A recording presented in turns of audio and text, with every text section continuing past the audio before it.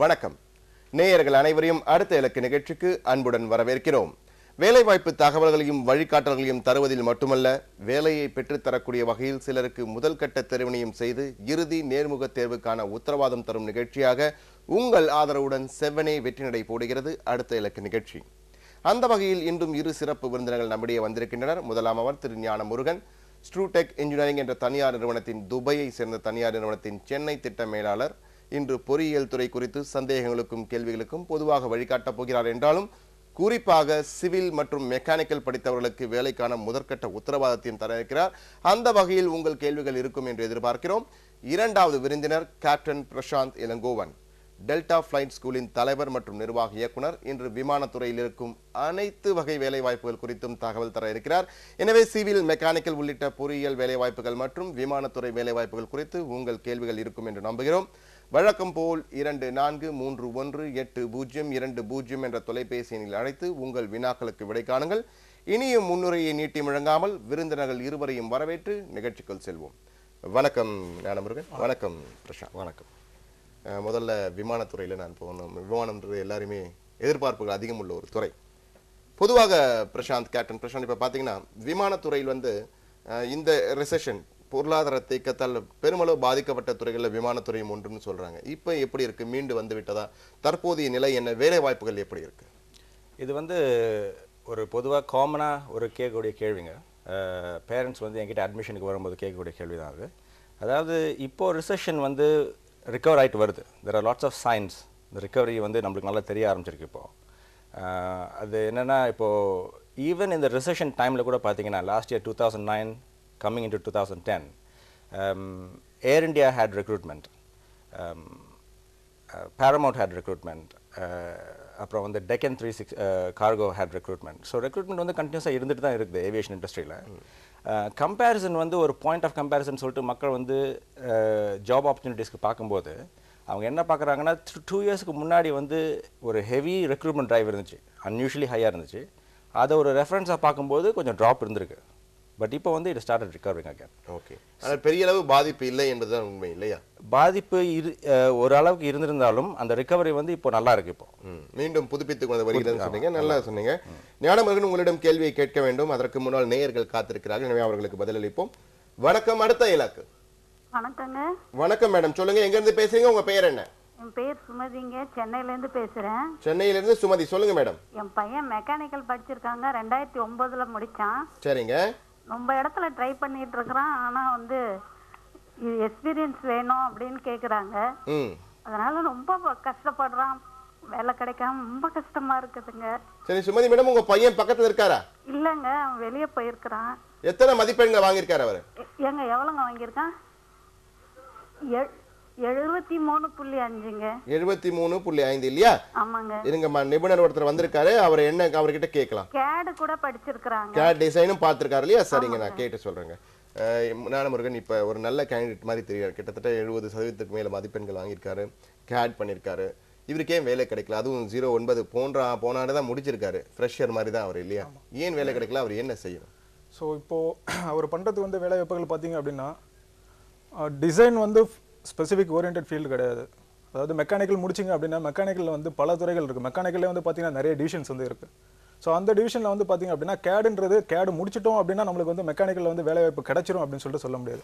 கேடுன்றது என்ன அப்படின்னா, computers use பண்ணி டிசைன் பண்ணுறதுக்கான ஒரு மீடியா கேட் அப்படின்னு சொல்கிறாங்க.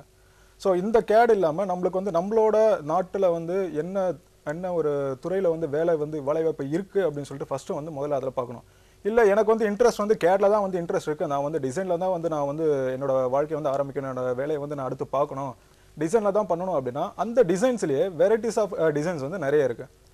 இப்போ பார்த்தீங்க அப்படின்னா ஆட்டோகேட்னு ஒரு சாஃப்ட்வேர் இருக்குது. சாஃப்ட்வேர்ஸ்லேயே வெரைட்டிஸ் ஆஃப் சாஃப்ட்வேர்ஸ் பார்த்தீங்கன்னா ப்ரோயின்னு ஒரு சாஃப்ட்வேர் இருக்குது. தென் கேட்டையா சாஃப்ட்வேர்ஸ் இருக்குது. இதெல்லாம் பார்த்தீங்க அப்படின்னா அந்த டிசைனுக்குள்ளேயே ஸ்பெசிஃபிக் லைன் எல்லாமே இருக்குது. ஸோ மெக்கானிக்கல் ஓரியன்ட் சாஃப்ட்வேர்ஸ் இருக்குது.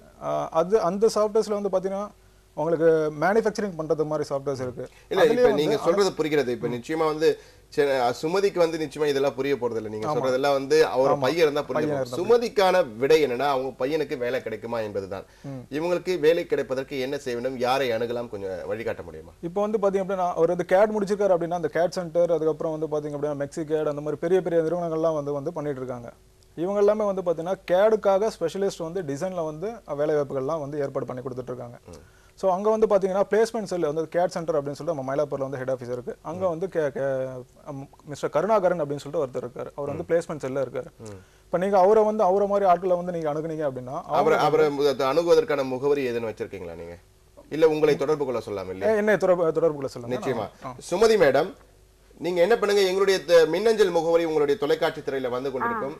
அந்த மின்னஞ்சல் முகவரிக்கு உங்களுடைய கேள்வியை அனுப்புங்கள். இது போன்ற அடுத்த இலக்க நிகழ்ச்சியில் கேள்வி கேட்டோம் திரு ஞானமுருகன் பதில் அளித்தார் என்று குறிப்பிட்டு அனுப்புங்கள். உங்களுக்கு தேவையான முகவரியை நாங்கள் கொடுக்கிறோம். அந்த முகவரியில் தொடர்பு கொண்டால் நிச்சயம் வேலை கிடைக்கும். கவலைப்படாதீர்கள்.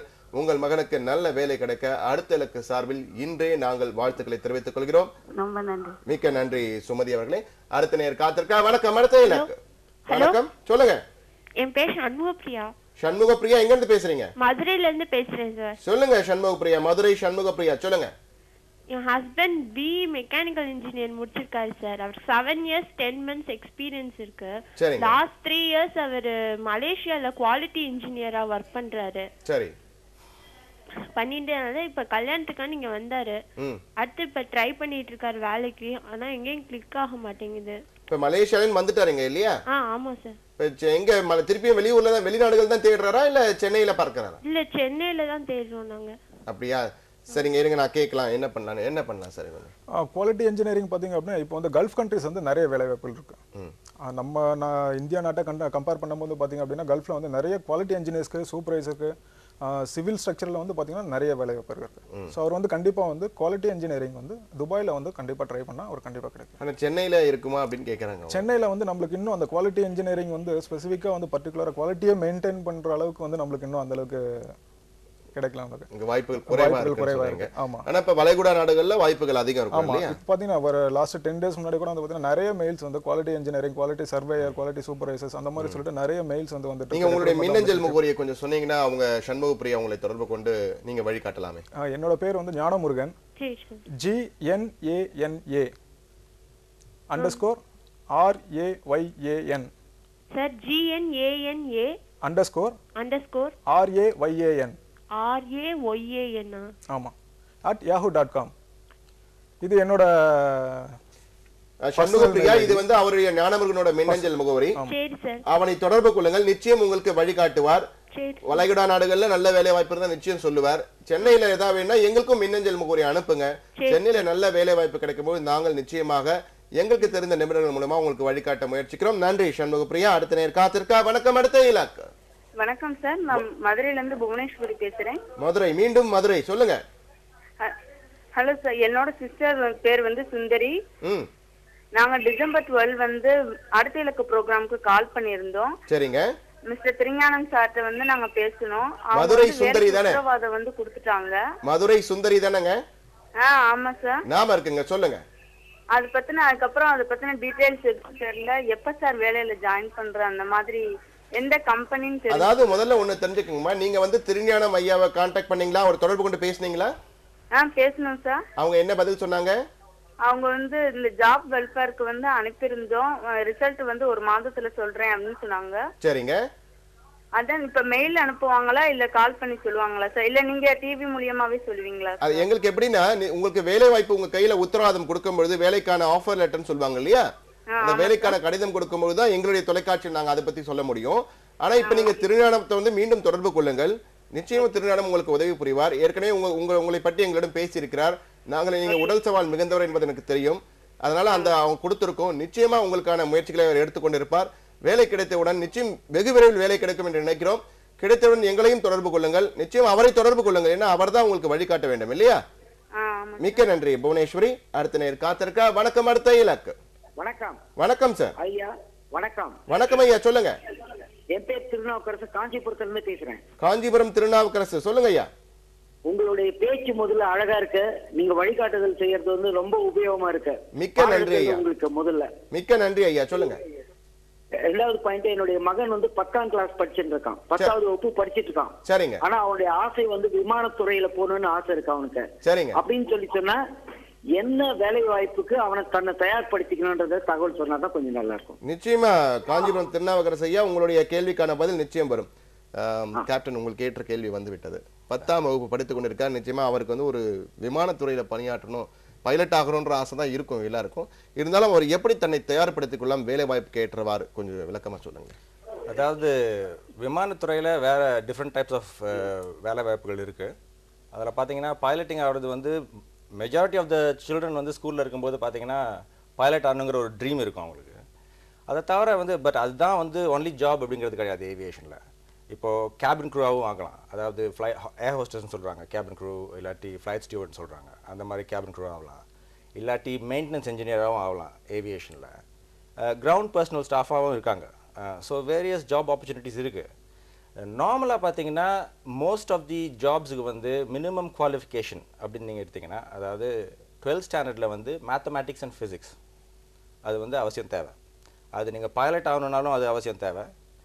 அதே மாதிரி ஒரு ஏவியேஷன் மெயின்டெனன்ஸ் இன்ஜினியர் ஆகணும் அப்படின்னாலும் 12th ஸ்டாண்டர்டில் மேத்தமேட்டிக்ஸ், ஃபிசிக்ஸ் அண்ட் கெமிஸ்ட்ரி தேவை. அது 10ஆம் வகுப்பு முடித்துவிட்டு அவரால் செய்ய முடியாது. 10ஆம் வகுப்புங்கிறது வந்து ஒரு ப்ரீ குவாலிஃபிகேஷன் வந்து கேபின் க்ரூக்கு மட்டும்தான். அப்படி இருந்தால் கூட ஸ்கூல் முடிக்கிறத வந்து அவங்க எக்ஸ்பெக்ட் பண்ணுறாங்க வேலைக்கு. அதாவது 12th முடிக்கணும் கண்டிப்பாக. முடிச்சா நல்லா இருக்கும் இல்லையா? 12th முடிச்சா அது வந்து ஒரு இப்போ 12ஆம் வகுப்பு +2 படித்து முடித்த பிறகு அவர் என்ன செய்யணும்? அவங்க வந்து எங்கே சேர்ந்து படிக்கணும்னு கொஞ்சம் வழிகாட்டலாமே. இப்போ வந்து 12th ஸ்டாண்டர்ட் வந்து அவர் வந்து இப்போ 10th முடிக்க போறாரு. அவர் முடிச்சுட்டு இப்போ 11th 12th வந்து ஸ்பெஷலைசேஷன் சப்ஜெக்ட்ஸ் எடுக்க போறாங்க. அவங்க எடுக்கணும் மேத்ஸ் அண்ட் ஃபிசிக்ஸ் இருக்கிற மாதிரி. அவங்க வந்து மேத் அண்ட் ஃபிசிக்ஸ் இருக்கிற மாதிரி அவசியமாக அதை செலக்ட் பண்ண வேண்டியிருக்கும். அவங்க ஏவியேஷனில் வரணும்னா that is the best background. அதை செலக்ட் பண்ண பிறகு 12th ஸ்டாண்டர்டில் வந்து 12th முடித்த உடனே இப்போ எங்கள் ஸ்கூல்லே டெல்டா ஃப்ளைட் ஸ்கூல்லே வந்து பைலட்ஸுக்கு ட்ரெயின் பண்ணுறோம், கேபின் க்ரூ இந்த மாதிரி வேரியஸ் ஃபீல்ட்ஸில் வந்து ஏவியேஷன் ஃபீல்ட்ஸில் வி கிவ் ட்ரைனிங். நீங்கள் வந்து எங்களை காண்டாக்ட் பண்ணி ஃப்ளைட் ட்ரைனிங்கோடைய டீட்டெயில்ஸ் எல்லாம் வந்து நாங்கள் வந்து we can give it to them. ஃபர்ஸ்ட்லேருந்து அதாவது மெடிக்கல் எப்படி எடுக்கிறது, ஃப்ளைட் ட்ரைனிங்ல என்னென்ன இன்வால்வ்மெண்ட் இருக்கு. நீங்க கொடுக்கிறது எல்லாமே டிப்ளமோ படிப்புகள் இல்லையா? பட்டய படிப்புகள் தான். அதாவது ஆமா, அதாவது கேபின் க்ரூக்கு கொடுக்கிறது வந்து டிப்ளமா. பட் பைலட் லைசன்ஸ் நாங்கள் எங்களுடைய மெயின் ஃபோக்கஸ் வந்து பைலட் லைசன்ஸ். அதுக்கு இருக்கிறது வந்து இட்ஸ் அ பைலட் லைசன்ஸ். அது டிப்ளமாவும் கிடையாது, டிகிரியும் கிடையாது. அதாவது it is an equivalent to a bachelor's degree. ஆனால் commercial pilot license, professional pilot licence.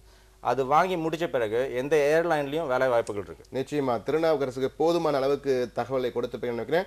மேலும் தகவல் வேண்டும் என்றால் திருநாவுக்கரசு ஐயா நீங்க வந்து இவங்களுடைய மின்னஞ்சல் முகவரி இருக்கு, மின்னஞ்சல் எங்களுக்கு அனுப்புங்க, உங்களோட மின்னஞ்சல் முகவரியை கொடுக்குறோம். நீங்க தொடர்பு கொண்டு மேலும் பல உபயோகமான தகவலை பெற்றுக்கொள்ளலாம். அடுத்த நேயர் காத்திருக்கா. வணக்கம். அடுத்த இலக்கு. வணக்கம். வணக்கம் சார். ஹலோ சார், நான் பாண்டிச்சேரியில நான் முகமது பேசுறேன். முகமது, உங்க ஊர் பெயரை மாத்திட்டாங்க, மீண்டும் பாண்டிச்சேரி என்று புதுச்சேரி என்று சொல்லுங்கள். புதுச்சேரி. Sorry sir, Puducherry. முகமது சொல்லுங்க சார். நான் BE Triple பாஸ்ட் அவுட் 2009 சார். சரிங்க. நான் என்னோட ஃபீல்டு பாத்தீங்கன்னாக்கா இப்ப நான் ட்ரிபிள் முடிச்சதுக்கே என்னோட ஃபீல்டுக்கே போக முடியல. இப்ப மெக்கானிக்கல் ஃபீல்டு ஓரியன்டா இப்ப ட்ரிபிள் ஏதாவது போலாமா சார்? மெக்கானிக்கல்ல போக முடியுமான்னு கேக்குறீங்க இல்லையா? பொதுவாக வந்து இப்போ வந்து மெக்கானிக்கல் அதுக்காக தனித்தனியாக பிரிவுகளை வைத்திருக்கிறார்கள். ஆனால் படித்த வேலைக்கு எல்லோருக்கும் படித்த படிப்புக்கு வேலை கிடைக்கிறதா என்றால் கேள்விக்குறிதான் தற்பொழுது. எனவே உங்களுக்கு எப்படி இருக்குன்ற ஞானமுருகன் அவர் போக முடியுமா? இப்போ ட்ரிபிள் முடிச்சிருக்காரு, மெக்கானிக்கல் ஓரியன்டா போக முடியுமான்னு கேட்கிறாரு. மெக்கானிக்கல் ஓரியன்டா கண்டிப்பா போகலாம். பட் நீங்க மெக்கானிக்கல் ஓரியன்டா போகிறது விரும்புறதுக்கு ட்ரிபிள்இலே வந்து பாத்தீங்க அப்படின்னா நிறைய டிசைன்ஸ் வந்து இருக்கு. ஸோ சர்க்கியூட் டிசைன்ஸ் இருக்கு, எலக்ட்ரிக்கல் சிப் டிசைனிங் இருக்கு. நீங்க அந்த மாதிரி எலக்ட்ரானிக்ஸ் சம்பந்தப்பட்டது போல அப்படின்னாலும் எலக்ட்ரிக்கல் சம்பந்தப்பட்டதுலேயே வந்து பாத்தீங்க அப்படின்னா டிசைன்ஸ்ல வந்து நிறைய வேலை வாய்ப்புகள் இருக்கு. நிச்சயமா நீங்க வந்து மெக்கானிக்கல் எலக்ட்ரிக்கல் முடிச்சுட்டு மெக்கானிக்கல் துறைக்கு வந்து நீங்க வந்து அது ஒரு ஃபீல்டு வந்து மாறுறது வந்து தவிர்த்துட்டு நீங்க வந்து இந்த மாதிரி டிசைன்ஸ்லயே வந்து பாத்தீங்க அப்படின்னா எலக்ட்ரிக்கல் டிசைன்ஸ்லயே வந்து ட்ரை பண்ணீங்க அப்படின்னா நிச்சயமா புதுச்சேரி முகமதுக்கு புரிந்திருக்கும் என்று நினைக்கிறேன். நேயர்களே, விறுவிறுப்பாக சென்று கொண்டிருக்கும் கேள்விகளுக்கும்